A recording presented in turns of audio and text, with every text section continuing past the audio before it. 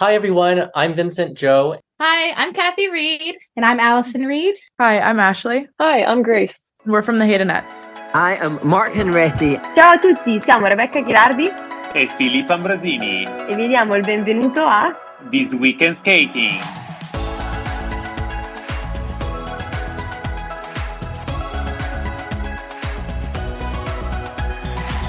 Welcome to This Week in Skating, the weekly podcast bringing you the latest news from the world of figure skating. Here are your hosts, Daphne, Gina, and Matteo.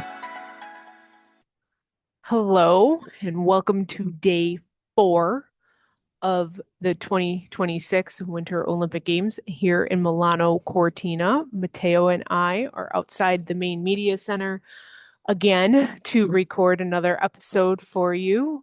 This is the day after an incredible team event. We are working on, how many hours of sleep did you get last night, Matteo? I think maybe 4, probably, isn't it? Yeah, I think so. Accidentally, I did not shut off my alarm for work. So at 5:30 this morning, my alarm went off and I was like, oh no. Thankfully, I did go back to bed. We will make sure that alarm is shut off tomorrow so I'm not woken up at 5:30 again. Yes, things are getting a bit better now because we got one competition per day with practice before. But so far, it's been quite intense because the team event was having more than one competition. And although they don't have the full number of athletes, of course, what we try to do is to go to practice before we do our reporting for the individual medias that we're representing, plus this week in skating. So it's quite a lot of work. And getting back home, for instance, on a day like yesterday, you're not only tired, but you have such a high level of adrenaline that your brain cannot stop functioning, even when you're in bed. I think I kind of fall asleep and my brain is still processing what's happening. And man, do we have a lot to talk about. Oh, yeah, definitely. Like that was, as soon as I got back to the hotel, I knew I could not fall asleep right away because I had so many emotions after that team event. Both of us did. We won't show you the photos of that, but, so you had your different waves of emotions. And so I was not ready to go right to bed after I was, of course, looking on Instagram, doing some last minute social media posts that I didn't get to do while I was at the arena. But yeah, and now we are getting ready to move into the individual events. The team event has concluded, so we will be getting started later today with the rhythm dance. And then tomorrow we go into the men's short program. So now it's kind of getting really, we haven't had a day off. We still won't have a day off until Thursday. So it's just been one thing after another. But as Matteo said, just one event today that we have to worry about and not 3 events or 2 events. But so we did not talk about day 2 of the team events. We'll quickly recap the day 2 events. Of course, day 2 started off with the men's short program, and then it was with the free dance with only the top 5 teams that made it to the free. So in the men's short program, it was Yuma Kagiyama who came out and delivered quite the short program, earning a score of 108.67. He gave Japan 10 points heading into the free programs. Ilya Malinin of the U.S. did not have the best short program, finished in second with a score of 98. Still a great score, but for Ilya standards, that's quite low. Stephen Gogolev of Canada was third with a 92.99. Kevin Amos was fourth for France with 88.05. But after the men's short program, we were left with 5 teams, and those 5 teams were Japan, the United States, Canada, Italy, and Georgia. And we literally had maybe, I think it was probably an hour or so between that event and the free dance. Some skaters found out that their team had qualified within that short amount of time and had to realize that they had to do the free skate or free dance. One of them being Madison Chalk and Evan Bates. I think they were not sure if they were going to be needing to do the free dance. But given that Ilya did not skate up to the standard that we were expecting of Ilya, they decided they needed to do the free dance. So they had a quick, preparation. But that was not just them too. Other teams too felt that they had to prepare rather quickly for the free dance. Yes, in terms of strategy, you're absolutely right, Gina. We had just an hour in between the end of the short programs and the rhythm dance and the free dance. And you could actually see that, we were talking about, oh, look, they're there, he's there. Why are they there? Will they be skating? There were still things that were undecided. And I think that that's the beauty of the team event, but the stress of it as well, because as you rightly said, skaters like Madison Chalk and Evan Bates had to probably take with the federation a last minute decision, I would say, to finalize. It's not that they were not expecting to skate, but given the results of the men's short program, you have to think, okay, what are my chances to win the medal that I want as a National Olympic Committee, and how do we make it happen? So I just want to mention this because I think the entertainment level must have been great from home, but the stress level from the skating point of view was high. We'll talk about the pairs on day 3, but what we heard Sarah Conti saying about Nicola Maci was, gosh, I feel a lot of pressure. What if we do not get the medal for Italy? And that's how he was feeling. He felt we can do it, but what if we do not make it happen? So I'm thinking each one of those skaters got in, focused and determined, but knowing that anything would have changed the result at that event. So, wow. Thinking about it and thinking how quickly everything happens make me think that this event is not just a fun event as you look as you see it from the screen, but it's actually quite intense from the skater's point of view. Yeah, definitely. So that was the men's short program. Into the free dance, we had as we mentioned, Madison Chalk and Evan Bates. They scored a 133.23. Just their reaction to it. I mean, I think they were happy with the score, but you could definitely tell from them that they were a little like exhausted. Maybe they weren't, again, as we said, sure that we're going to have to do the free dance. And I think they just wanted to really kind of focus on the individual event. But because they, through the media, they were very quick and did not stop to talk long with us. So I, hopefully they have figured out how to get some rest and really prepare both physically and mentally for today's rhythm dance. We only saw them yesterday for the celebration of the team event. So we'll talk about that in a little bit. Same thing with Italy's Charlene Guinard and Marco Fabbri of the United States. They finished second, 124.22. Though a little different with them. We did see them a little bit more yesterday, but yeah, they had a really good free dance on Saturday. I had to think of what day it is. These days are all blending together.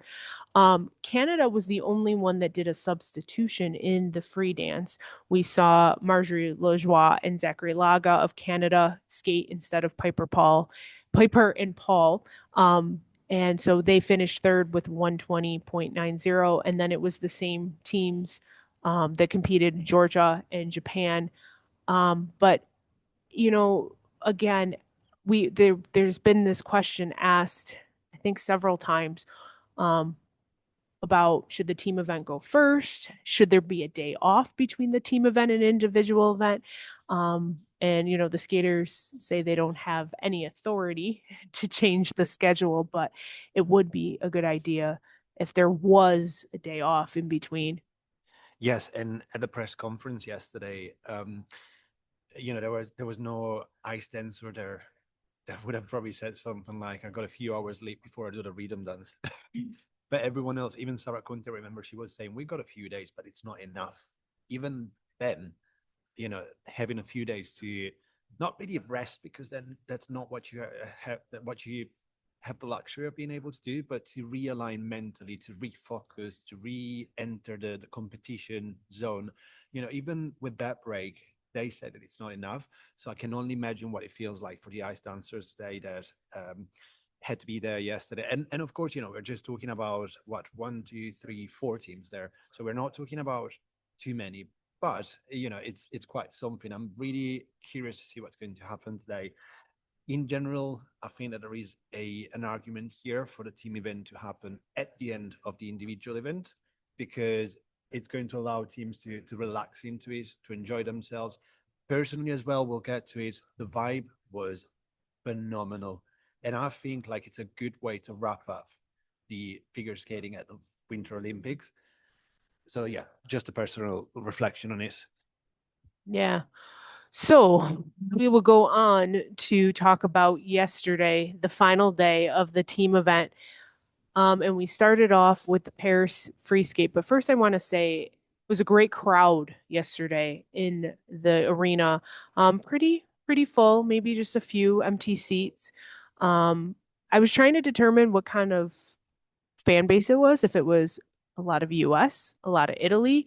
It seemed like those were the two main ones, but then there were like flags in there for Japan. I saw some Kaori Sakamoto flags.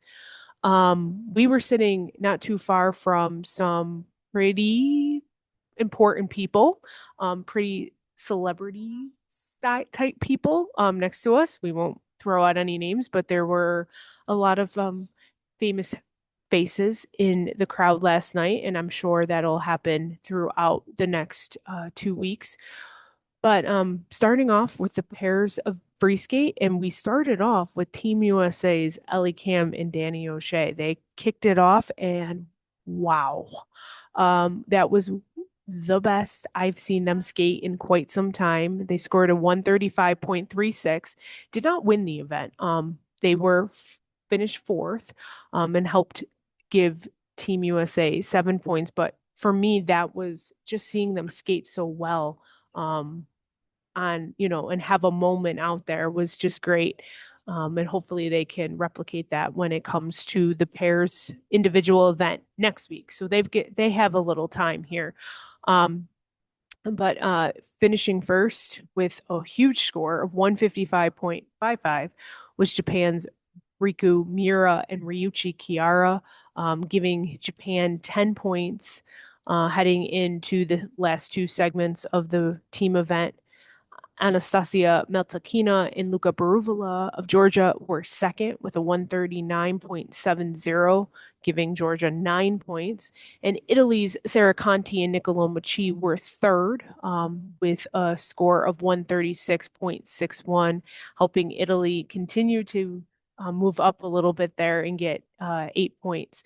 So, yeah, it was a really good pairs event. I think for me, again, of course, the highlight was Ellie and Danny, just because, they haven't had that moment yet this season, and they definitely had that moment during the event. And it was a great boost for Team USA, given, Ilya not skating as well as he had hoped. So it was nice that they were able to kind of not be that final team in with the top five, but get at least 7 points. Yes, I think for me as well, my pair free program of the day was definitely Ellie and Danny's. There was something about it. I got in, they enjoyed it, they were on fire.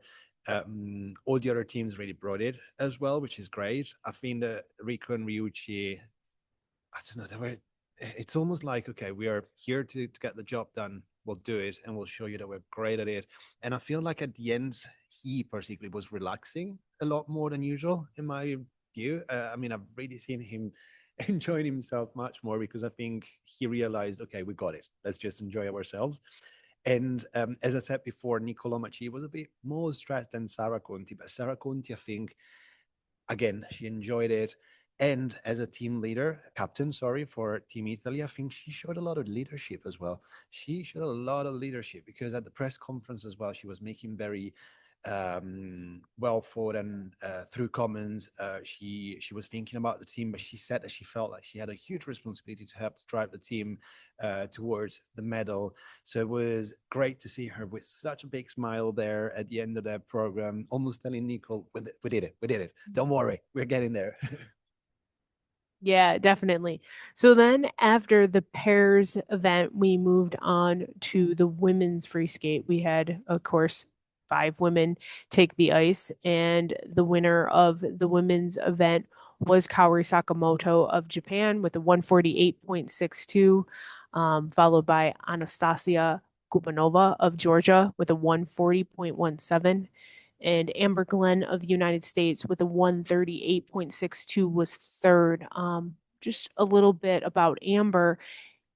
You could tell there was a lot of nerves with Amber, especially when she kicked off that program.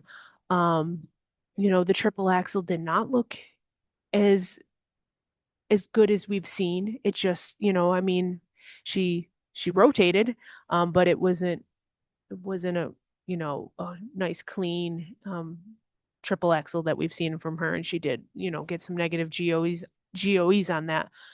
And then it was just, she didn't feel like okay, personally I think she didn't get into the program until like halfway. Like she felt comfortable about halfway, and that's when the jump started seeming to be more comfortable for her.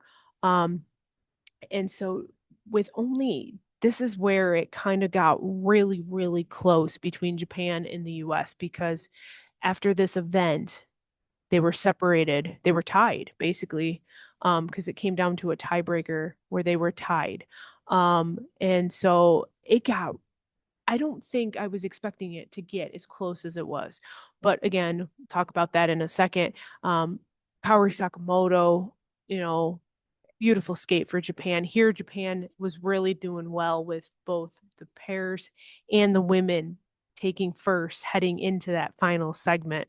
But yet, Kaori, delivered for them. Another highlight for me, of course, was seeing Lari Naki Gutman's Shark Naki program, as we call it, but it wasn't as good as we've seen it from her this season. And when I got to talk to her after the event, she did say it's not as strong as she is capable of. So hopefully she'll be able to deliver that in the individual event, because that is a favorite program of mine this season. I even was texting with one of my friends back home, and she goes, "She's skating to Jaws." I said, "It's one of my favorite programs this season." And she texted me back, "I can see why you like that program." So but yeah, go ahead, Matteo. What are your thoughts on this women's event? Yeah, I just wanted to say that we know that Laranaki was not incredibly happy with the outcome, but if we think about Laranaki last year or the year before, the maturity that she's gaining, the confidence, because in a similar situation a couple of years ago, she would have made a lot of mistakes because of stress, and I'm not saying that she was not good. It's just difficult to get in that kind of mental space where you can perform as a top athlete skater. But I'm really glad that she pulled it through, and it was a very important result anyway. Although it was difficult at that stage to know exactly what the medals would have been like, but every point counted towards the end result. Amber, totally agree with what you said, Gina. We got to think about some things that are being shared by Amber as well. So she, as you know, Amber is very active in terms of sharing things that she believes in, and she's been attacked lately. She shared that she's getting off social media to avoid seeing that negativity, I would say, that bad space that she's surrounded by. And I am not happy with that. Let's remember that they're having the Olympic Games. They're in human beings, and particularly someone like Amber is doing so much for a lot of people.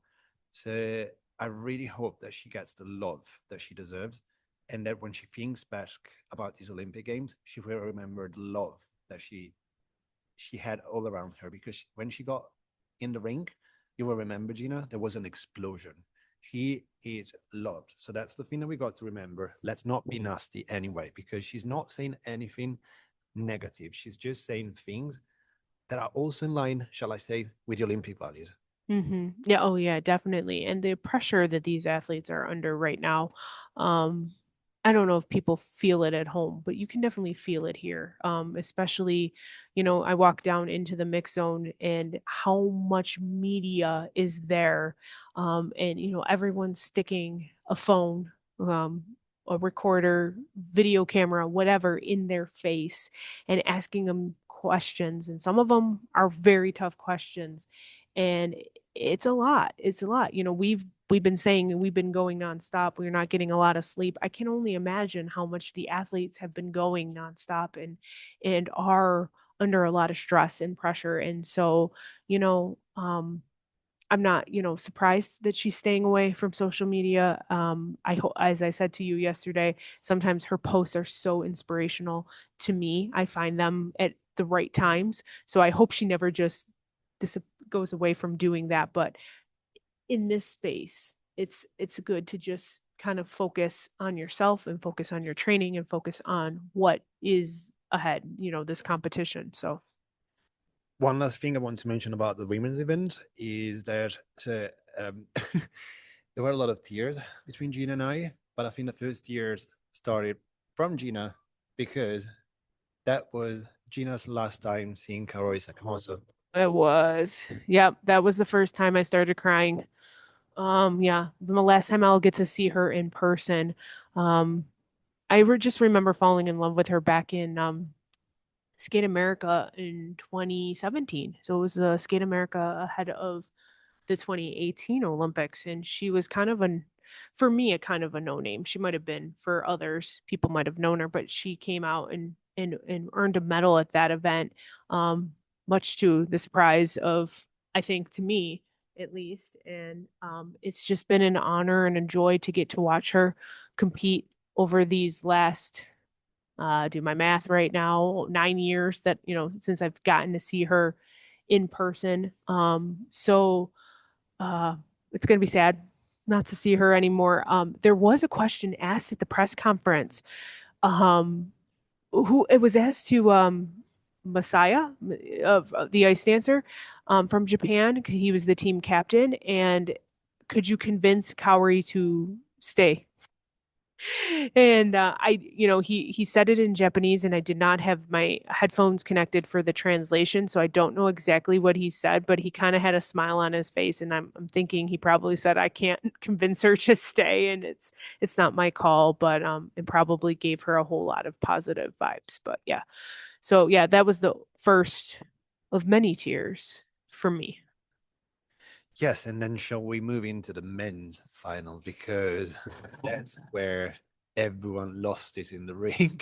Yeah, because it was an so intense. it was so intense, Matteo. I don't think we thought it was going to be this close. And I think we actually were texting with Daphne and we're like, what happens if it ends in a tie? We were wanting to know exactly what the rules were and how the tiebreaker was.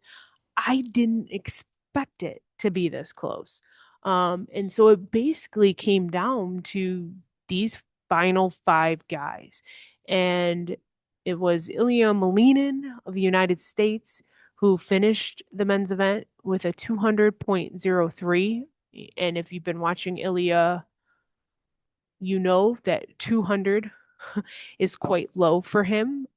It was a very watered down technical program from Ilya. We did not see a quad axle. He did not deliver everything that we know he's capable of doing.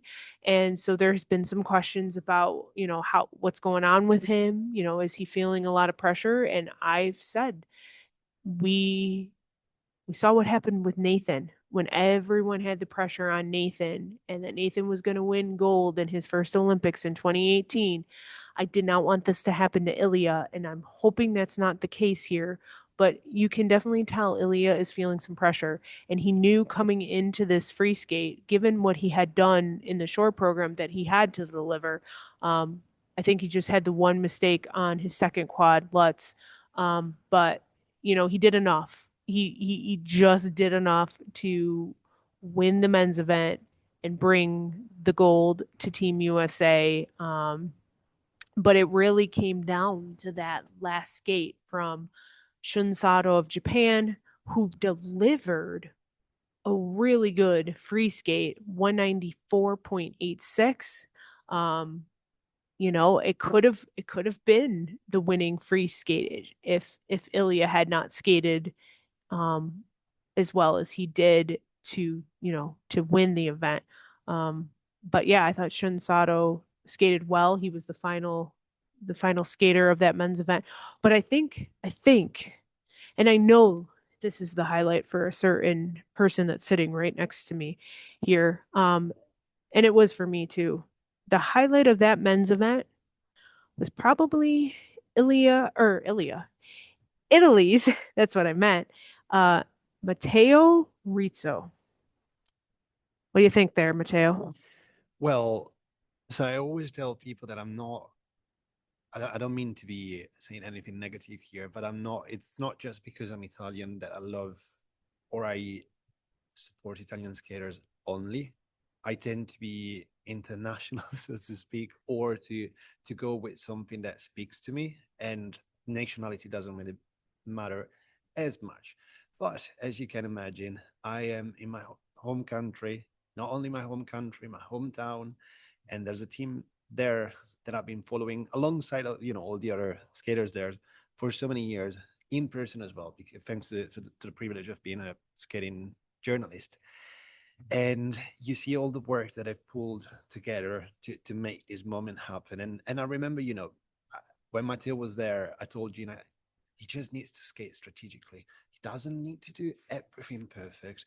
If he does a triple, double, whatever, just do it. Don't get deductions. Just go for it. And Matteo was in such a perfect mental space. He went out there. Everything was clean. And yeah. And I have to stop now. He has to stop now because at that moment he was bawling.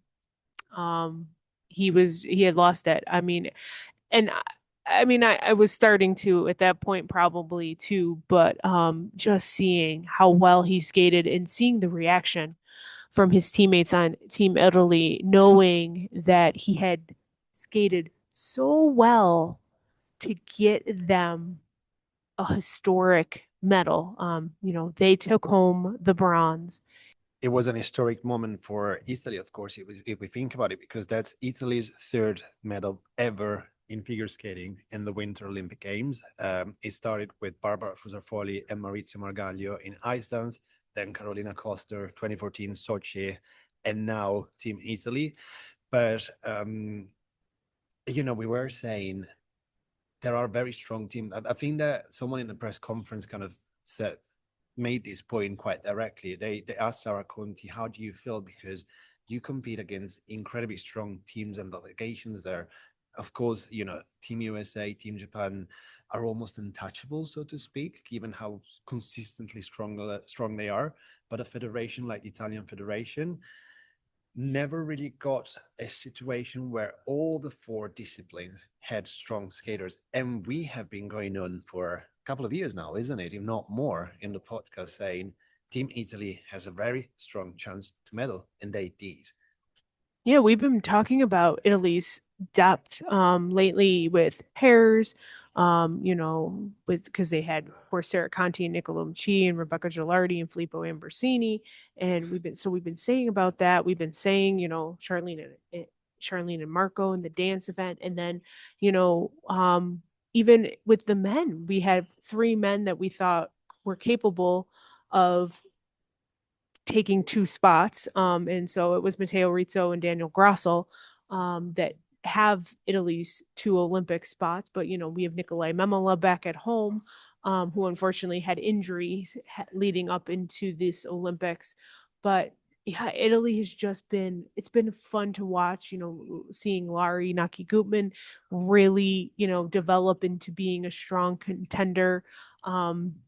Yeah, it was great. And I mean, a great moment for Italy, of course, the US, here it is, a back-to-back team gold medal, and they got to actually receive the medal here. No delay of 2 years.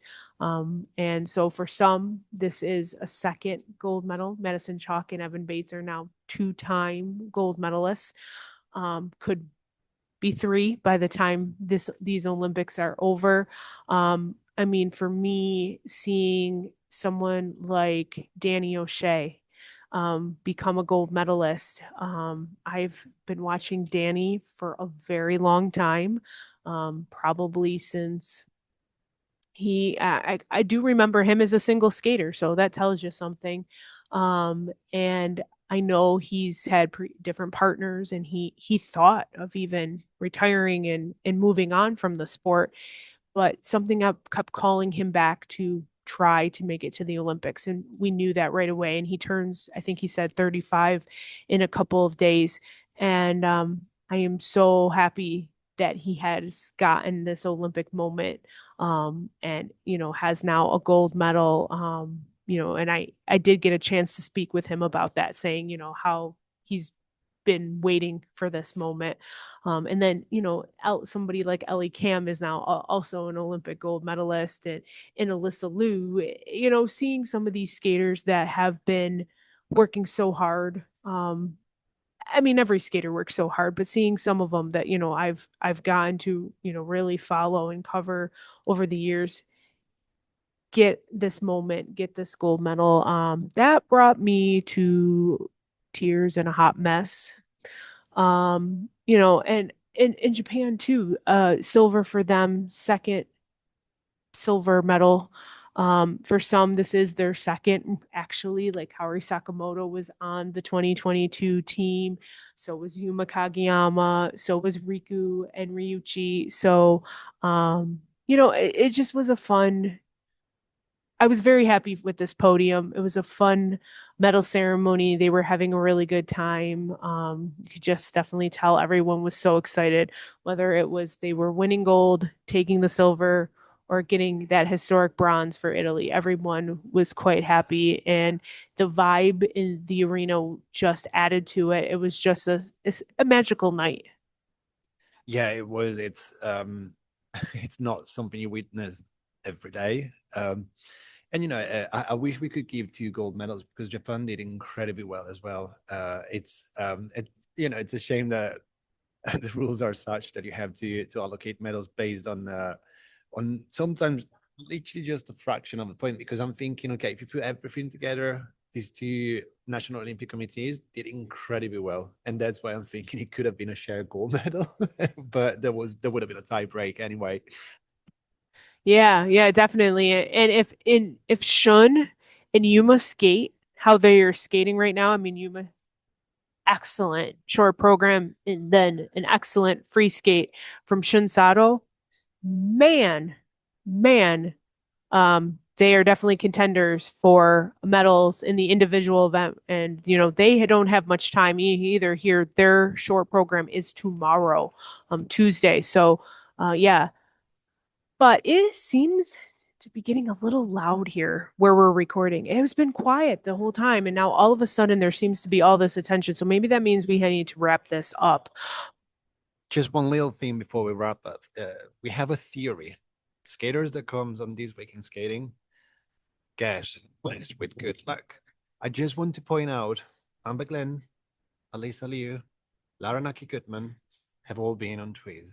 So if you're out there and you're a skater and you're listening to us, get in touch because you might medal after the podcast. Yeah, that's very true. It's very true. We've kind of figured that out. We'll see who would love to come on the podcast. I mean, we're always wanting to hear from you. So, but yes, let's wrap up because we need to start thinking about the first day of the individual events. We have the rhythm dance later this evening. So we will get to see some ice dancers that we haven't seen yet because, they were not part of the team event. We will get to see, we did get to see them in the team event, but we'll see Laurence Fournier-Brodry and Guillaume Cizeron. We'll get to see their free dance in a couple days, but they will be out on the ice again. We said Madison Chalk and Evan Bates. Same thing with Lila Fear and Lewis Gibson. We saw them in their rhythm dance. We will see them, again back on the ice, and same thing with Piper and Paul. So, we'll be seeing some of the other teams that we haven't seen yet, like Olivia Smart and Tim Deek of Spain. And of course, the two teams from the Czech Republic, the Tashlers and the Mracheks, as I like to abbreviate their names. But, it's be good to start seeing just the dancers, no switching between disciplines, no just the top 10 teams and then top 5 teams. We're seeing everybody today, and it's all 90s. So if you are coming to the venue, be ready to, bounce around in your seat.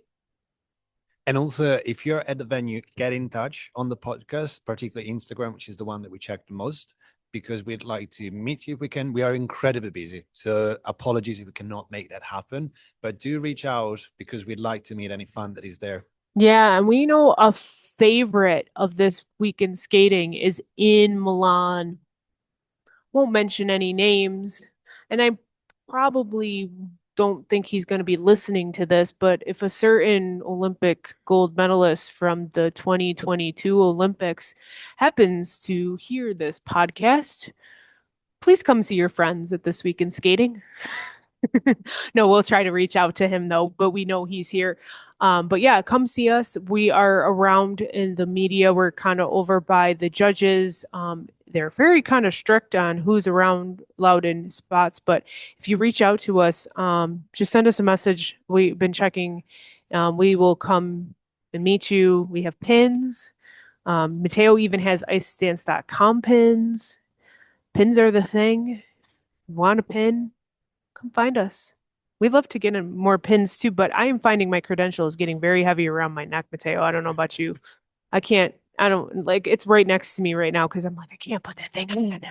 Yeah, I wish that the media area would have physiotherapists for us to get a bit of, or massage, or massage chair, whatever thing to help us. That would be wonderful. Because, despite of the pins weight that we're carrying on our neck, it's also, being seated there in those spaces and having to cope with all that we have to do, but also, the tension of being there and seeing the competitions, and also wish that I had a nap area because, with the 4 hours average sleep at night, I think if there was a bed there, I would probably try to snooze for half an hour. I'm not going to hide that. Yeah. Well, hopefully, I think tonight we won't be there as long because we don't have a medal ceremony, and we'll have just the press conference afterwards, which have seemed to start traditionally on time. So that's good. But last night, I think we were hurrying up just to make sure we got a metro stop. But we are going to wrap up because I am hungry. And I am on a mission to increase my gelato account while I'm here. And I'm only at 2. Very disappointing. So I think I need some gelato here in the main press center before I head to the rink.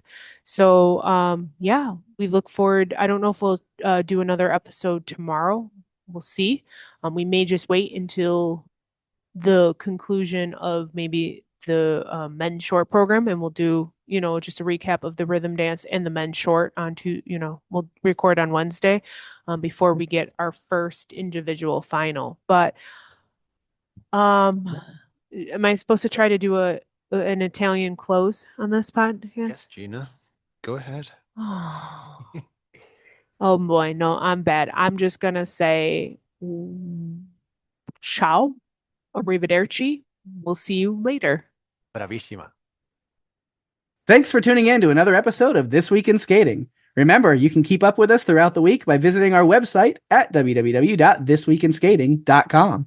Connect with us on social media for additional updates. You can find us on Twitter at This Week in Skating without the E's, or Facebook, Instagram, and Threads at This Week in Skating. You got a burning question or feedback for Gina, Daphne, or Matteo? Reach out to us via social media or drop us an email at thisweekinskating@gmail.com. And if you're really enjoying the show and want to support us further, consider joining our Patreon community at patreon.com/thisweekinskating. Until next time, have a nice week.